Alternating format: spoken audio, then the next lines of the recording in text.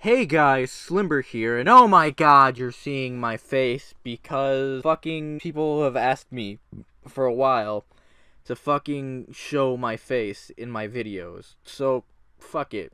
You could see this fucking mess right here. But nonetheless, let's get right into this video. It's from this dude on PragerU, because I'm so fucking creative. I have totally never done a PragerU fucking video before. I am totally not running out of ideas. But anyways, basically a video about how he is against feminism. Anyways, let's get right into that, shall we? I am an anti-feminist. Weird flex, but okay. You want a fucking cookie? Feminism is a mean-spirited, small-minded, and oppressive philosophy. Depends who we're speaking about. Are we speaking about extremists who fucking hate men? Or are we talking about just normal people who, I don't know, like Susan B. Anthony or something like that? Like, who are we talking about here? They can poison relations between the sexes. Relations which, for most of us, provide some of life's deepest pleasures and consolations. Feminism has attempted to bully us all into accepting an obvious lie. The lie that men and women have the same powers, talents, proclivities, and desires, and that consequently, any discrepancy in their professional paths is due to bigotry and must be corrected by force of culture and law. I mean, yeah, historically, that's how progressiveness, is that even a word? That's how progressive, I guess, ideas have kind of worked historically, is they pushed society to believe that. That's kind of how it's worked always. By shoving that lie down our throats, feminism has made both men and women less happy and less free. No, sir. I believe the word you are thinking of is capitalism. That's completely irrelevant to the video, but fuck it. Now, I'm going to have to speak in generalities, and I understand there are all kinds of exceptions to what I'm about to say. But the generalities remain generally valid. Feminism denigrates masculinity in men by relentlessly calling us toxic for our flaws, rather than appreciating our natural qualities of energy, risk-taking, and leadership. Once again, I guess that depends on what you're talking about. Are we talking about extremists or feminism in general? The basic idea of feminism, which is equal rights, which is, hey, they can vote, universal suffrage, blah, blah, blah. You know, universal suffrage and they can vote is the same thing. Just, I don't know why I said it twice. Nonetheless, what is wrong with that, you know, like... But it also denigrates femininity in women, working to replace most women's commitment to relationship and child-rearing with male obsessions, such as career status and strength. What's wrong with the women having careers? If they want to work, then let them work. What is the problem with that? What's the result? Take a look at the quintessential feminist icon, Rosie the Riveter, flexing her muscle. The truth is, any man of the same size and fitness can make a bigger, stronger muscle than Rosie can. If they can make a bigger muscle, then they're not the same size. Obviously, biologically, men are bigger than women. But that also depends who you're talking about specifically. I'm not fucking bigger than China. Well, you know, she's dead, but I can't make a bigger muscle than fucking China could. See, it's tiny. It's fucking tiny. But, you know, like, I'm sure Braun Strowman could. But then he could make one bigger than me, so that'd be kind of pointless. By herding women away from their feminine natures, feminism seeks to transform them from first-rate women into second-rate men. Now, perhaps you'll protest. Isn't feminism simply the idea that women have the same human rights as men? No, it isn't. That philosophy is called classical liberalism, which holds that we are all equally endowed by God with the inalienable rights to life, liberty, and the pursuit of happiness. But wait. Doesn't the Declaration of Independence say that all men are created equal? Yeah, get these women out of here. All men are created equal. Hell yeah!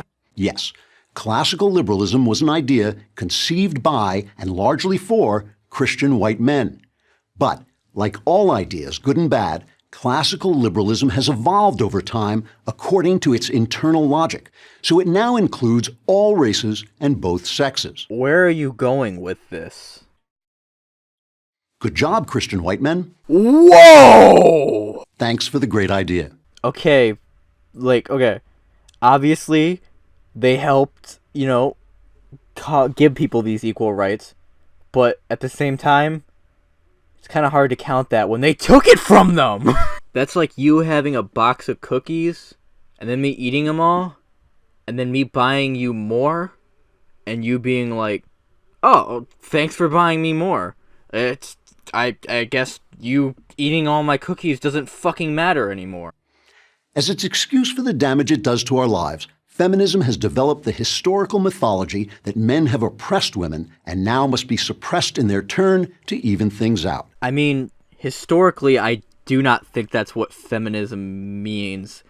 I mean, I guess the oppression part might be right, you know, when Susan B. Anthony was, you know, around and shit, but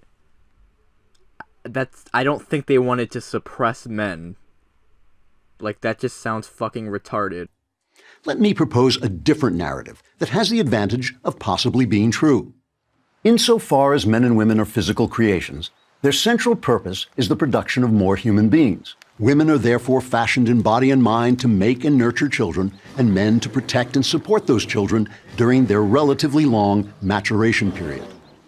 All societies shape themselves around these necessities.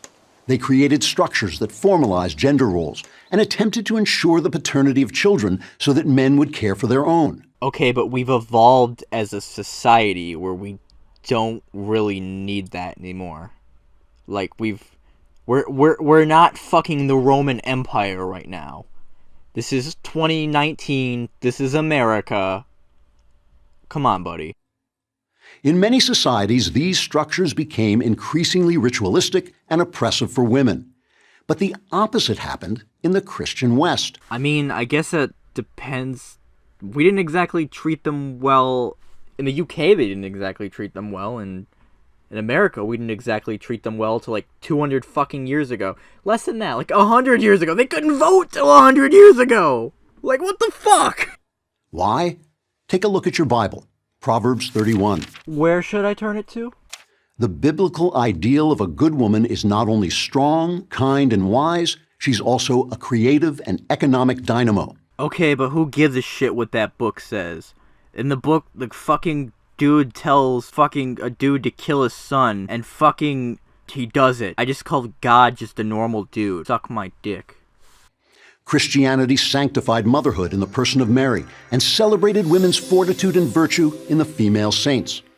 The Church created a version of marriage intended to protect women and designed the philosophy of chivalry, which instructed men to use their superior strength for women, not against them. I mean, that is true about I can't pronounce that word. Chivalry.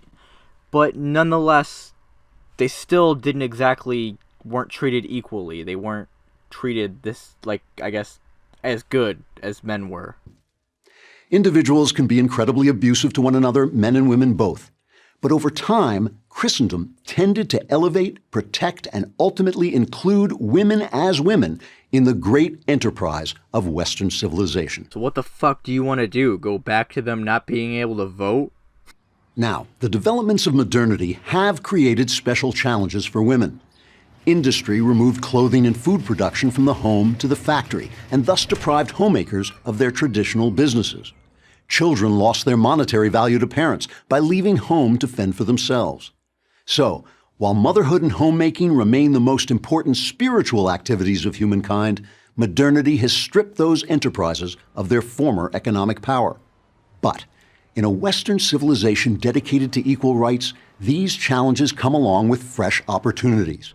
New technologies and effective birth control allow individual women to tailor gender roles to their personal liking or abandon them altogether. None of this is a reason to attack men.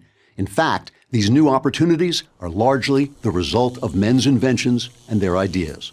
And none of it requires women to abandon the femininity which is one of the graces of our world.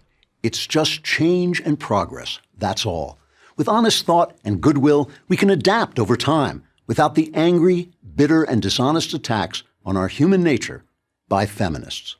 I'm Andrew Klavan for Prager University. Well, shit, guys. I think this dude has watched way too much Andrew Worski. Andrew Worski? I don't fucking know. But anyways, if you guys like the video, leave a like, leave a comment. Let me know if you guys like the face cam, I guess, in the comments. And, yeah, Slimber out.